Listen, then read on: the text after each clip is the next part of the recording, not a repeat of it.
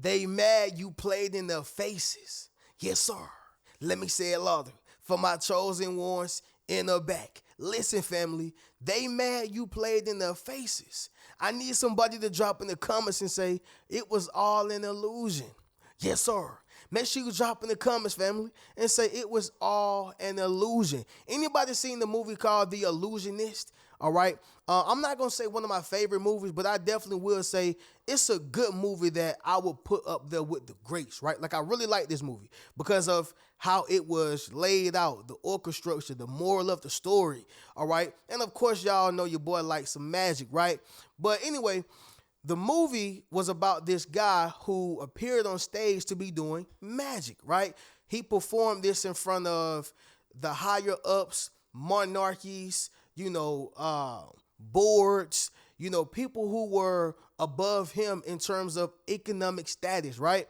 And so he would perform these tricks and people did not know how he was doing it. Well, what he was doing was creating an illusion, okay? He was creating an illusion, making something appear that was not there, making things seem like it was happening, but really was not happening. It was all how he was utilizing his hand-eye coordination, tricks, things that he had practiced over the years, and understanding how to play on the minds of the people. He was an illusionist. He was creating things that were not there, playing in people's faces. Then one of his ultimate tricks was making it seem like the king's wife had died, right? Because that was a woman who he was in love with.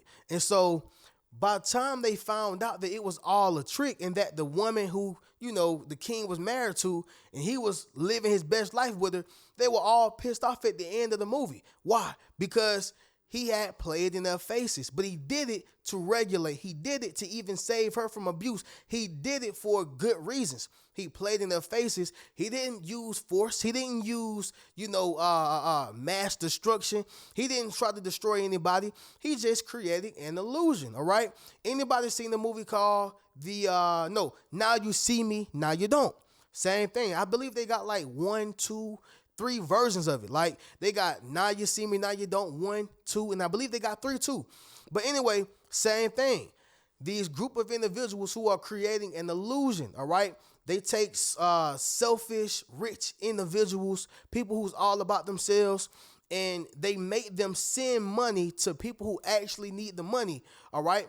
And the way they do it is through an illusion. You follow what I'm saying? Again, they didn't do anything heinous, terrible, bad, all right? They regulated and they saved certain people from abuse and people who were taking advantage of other individuals, making them feel or get a taste of that medicine, if y'all understand what I'm saying. And so with yourself, y'all, you played in their faces too.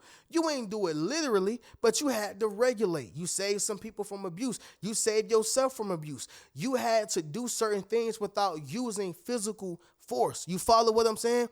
So yes, you play in their faces, all right? And a lot of times, y'all, this is looked at as finesse. Okay, somebody drop in the comments and say smooth finesse, which is going to be one of the talking points. But I ain't going to bore y'all with this long intro. I just had to kind of break it down to get y'all to understand what I'm saying, all right? But anyway, y'all make sure y'all leave a thumbs up on this video, as well as subscribe to the channel. Y'all be sure to ring my bell so you can be notified after every single video I post. And of course, y'all, how y'all doing, man? What you got going on? What you ate today? For me, y'all know I was on my other channel, Reno Speaks Riches. All right, got to say it for the record. And I haven't cooked today. I'm actually eating leftovers from what I cooked yesterday. I know it was Easter day for some of y'all. Y'all know how I feel and stand with the holidays, but I'm aware that everybody else's beliefs are different. So for me, y'all, I pretty much took yesterday off, but I grilled, right? So I did some spare ribs, but I butchered them St. Louis style. I did some rotel dip. I did some pasta salad, baked beans, and rib tips, I believe, and some jalapeno sausages, right? So that's what I ate yesterday. But yeah, I'm still eating on that leftovers. You dig what I'm saying? And if there's still some more left, I'm gonna probably eat on it tomorrow, right? But that's what I had going on. That's what I ate. That's how I'm feeling, y'all. Outside of that, y'all drop in the comments and let me know what y'all got going on, what y'all ate, how y'all feeling. But let's get right into this, y'all. Let's get right to business. Number one, You finesse the entire group. All right. You finesse the entire group. Family, it's one thing when you finesse one person, maybe two. But when you do the entire group, this creates a huge scene, okay? This creates a huge problem. Well, let me just break it down this way, right? You got two types of fighters. And I'm not going to say that these are the only two types, but I'm just going to name two types, right? You got two types of fighters. You got Joe Frazier and you have Muhammad Ali. Joe Frazier would be considered what?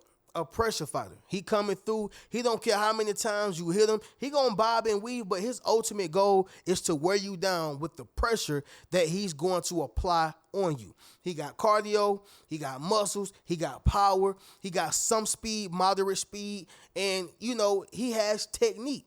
That pressure can be a lot for a person who can't handle that. But we all know how Muhammad Ali give it up, right? He floating like a butterfly. He stinging like a bee. He doing the Ali shuffle. Then he going to hit you with the rope-a-dope. Muhammad Ali going crazy. You follow what I'm saying? But he's more so of a finesse fighter. He going to control the distance. He going to make sure he get his points. He going to tag you 3, 4, 5, 6, 7, 8 times. But he going to keep his distance, and then he going to get back. He get in, he get out. He get in, he get out, right? And then ultimately he ends up winning the fight by unanimous decision. And he has knocked out some people. Don't get it twisted, right? The point is, y'all, is that he finessed them. Okay, he finessed them. And so, family, when you finesse the entire group, people will be mad because you played in their faces. You had to finesse them, maybe with paperwork. You had to finesse them, maybe with certain words that you utilize. You had to finesse them with how you move, how you navigate it. However you finesse them, only you know, but they're mad because you played in their faces. Does that make sense, y'all? Drop in the comments and let me know. Number 2, silent dominance. All right, silent dominance. Family, you don't have to get on top of the Empire State Building in New York and say that I'm the king or I'm the queen. All right, they already know. What's understood don't have to be explained, right? Somebody drop that down below in the comments. What's understood don't have to be explained, okay? Silent dominance is real, right? So anybody know about the 51-49% rule? 51-49% rule? So let me explain it to you. The person who has 51% or owns 51% of the business is the one who holds, the rights to everything, right? Now, the person who have 49% of the business, they still make 49%, of the money. Don't get me wrong, but who has the ultimate say-so is the one who got 51% of the business. They got the balls. They can make the call. They can say yay or nay. That's just how it goes, okay? And so anybody who's looking to go into partnership, just be the one who have the 51%. Somebody may say, Reno, that's shiesty, man. That's messed up. No, in business, y'all, somebody has to have the upper hand because it keeps everything moving more smoothly. You get what I'm saying? It's a stalemate when this person got 50 and this person got 50, right? It's a stalemate. But anyway, silent dominance is very similar to that, okay? Whoever owns most of the business calls the shots. They got the balls, all right? That's silent dominance. And to a lot of people, that can be a ego thing. That could be a pride thing. It can take shots at their pride, shots at their ego, all right? It can make them feel less than because of that silent dominance. And ultimately, they will feel like you're playing in their face when you have that silent dominance. But it's really all about how you carry yourself. It's all about how you talk to people. It's all about how you make people feel, all right? To where even if you have that silent dominance, it shouldn't come off like it's the end of the world, all right? Somebody got to be in charge. Everybody can't be the employer. Somebody got to be the employee. My point is, y'all, is that the way you played in their faces was the fact that you had silent dominance.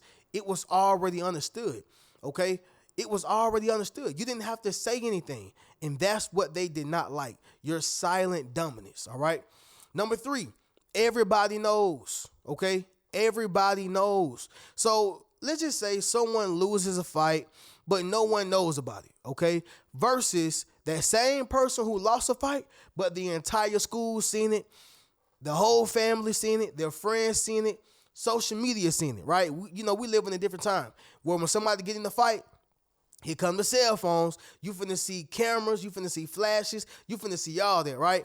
But the point is, y'all, is that when everybody know, that's when you kind of feel played, and they actually play themselves. But like I said, family, they're mad because you played in their faces, or that's what they are perceiving it as, because everybody knows now. Everybody knows you checked them. Everybody knows you won. Everybody knows you got over. Everybody knows that you took the top spot. You took the position.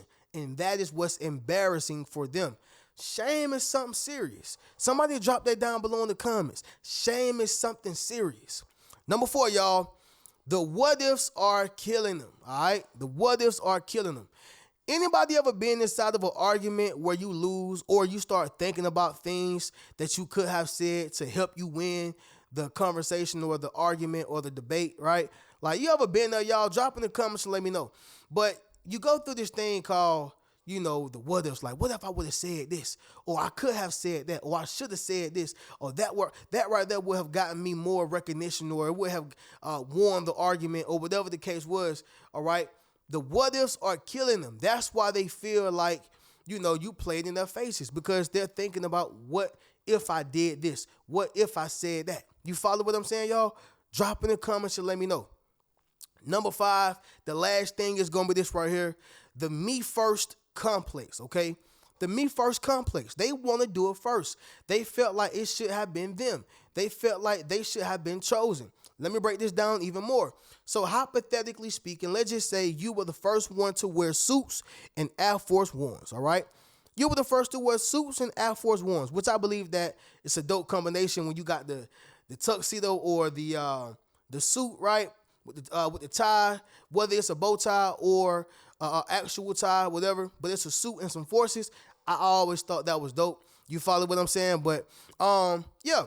Let's just say you was the first one to wear that. You popularized it, right? All of a sudden, it becomes popular. Now they have this me first complex. I was the one who did it first. I was the one who mentioned it. I was the one who did this, right? That's the me first complex. We seen it with Soulja Boy. Even when it go all the way down to, what's his name? Ray J. I hit it first, right?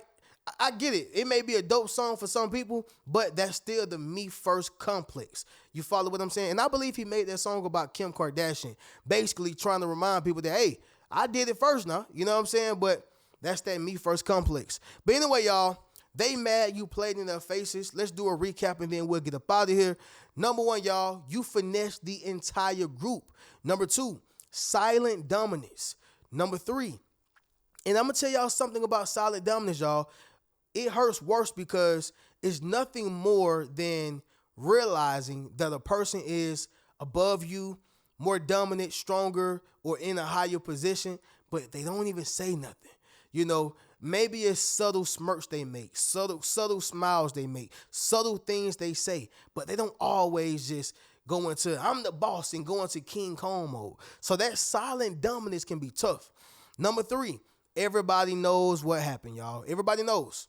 Number 4, the what ifs are killing them. And number 5, y'all, the me first complex. All right, the me first complex. Fam, y'all be sure to get you a Yes Sir t-shirt, Yes Sir hoodie, book a one-on-one session with your boy, and you can check out any one of my books. Catch y'all in the next one. Once again, keep a rich mentality. Peace.